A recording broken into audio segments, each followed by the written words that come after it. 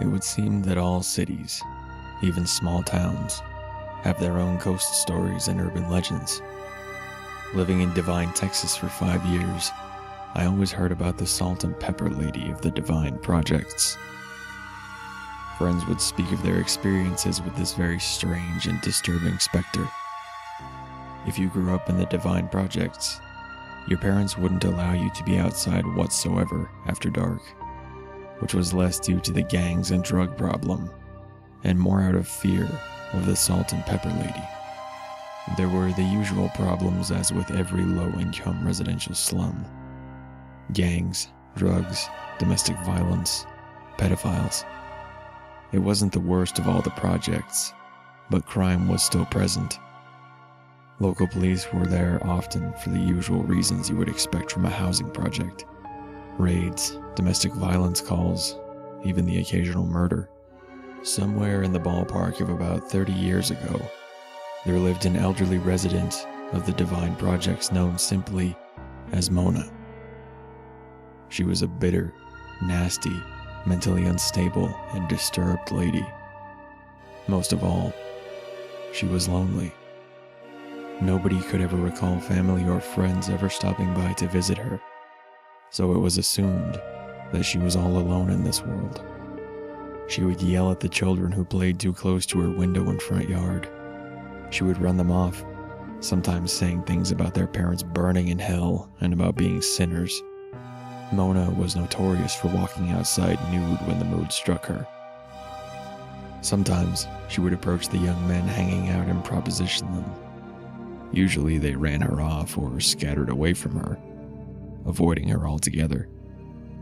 She was also known to knock on random doors late at night, asking to borrow some salt and pepper. This was probably the most disturbing quirk of all. She would knock and knock, sometimes for 10 minutes. Most people didn't answer the door. However, when they did, she had this creepy smile on her face.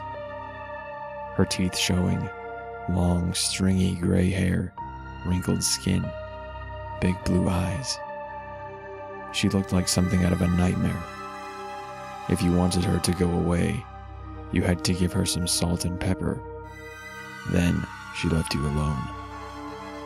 In time, though, residents became used to Mona's eccentric antics, as disturbing as they were. She was just another oddity of the Devine projects. In time, people began to notice she wasn't screaming at kids, walking around nude, or knocking on doors late at night. When rent was due, Mona had not paid on time as she normally did. One cold January morning, the landlord went over to her apartment to collect. After no answer, he let himself in with his own key. Inside, he found Mona submerged in her bathtub. The water was a crimson red as she had slit her own wrists. However, the most unnerving sight was that she had also decided to pluck out her eyes. She had also defecated in the bathtub, likely as she approached death. The smell was very intense and could gag a maggot. A note was left on the bathroom counter.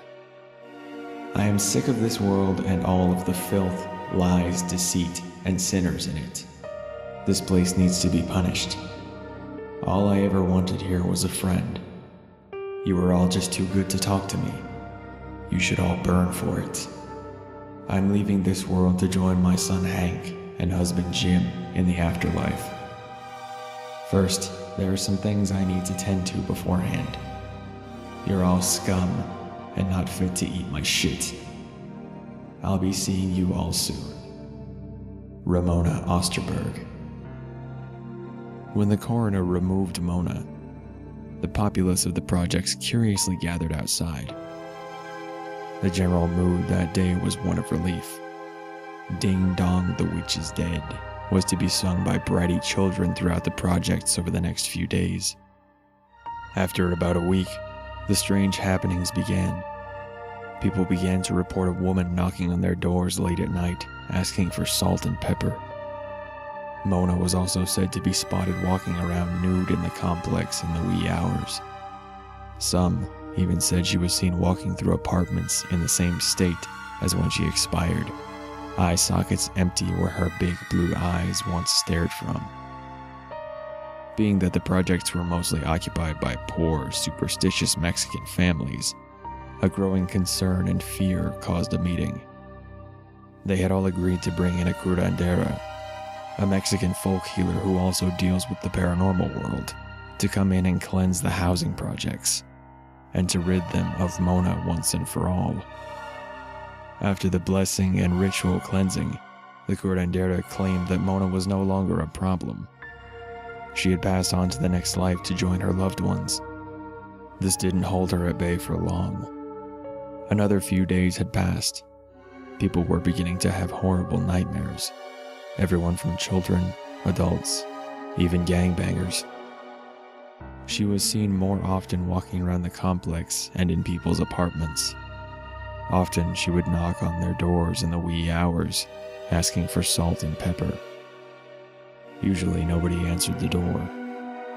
Occasionally, the brave ones answered only to find nobody there. When the residents tried to contact the curandera, she couldn't be found. All hope was lost, and many began to pack up and move out. A few stayed. As new tenants moved in, the frequency of Mona sightings began to dissipate. However, she can still be spotted walking disfigured and grotesque about the projects after midnight.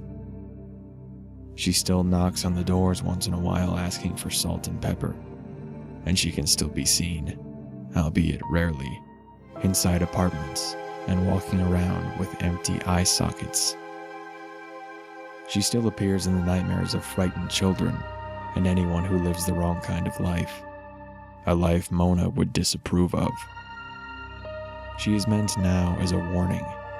Go down the wrong path, and the salt and pepper lady will come to get you. Needless to say, crime is way down in the Divine Projects. The police joke around, saying Mona is an honorary Divine police officer, being she keeps the criminal element there in check. This is a real urban legend I grew up with when I lived in Divine. The projects still stand. I haven't been back there in 18 years, but I occasionally talk to old friends from there on Facebook. I've asked if Mona is still seen around the old projects. They say she is.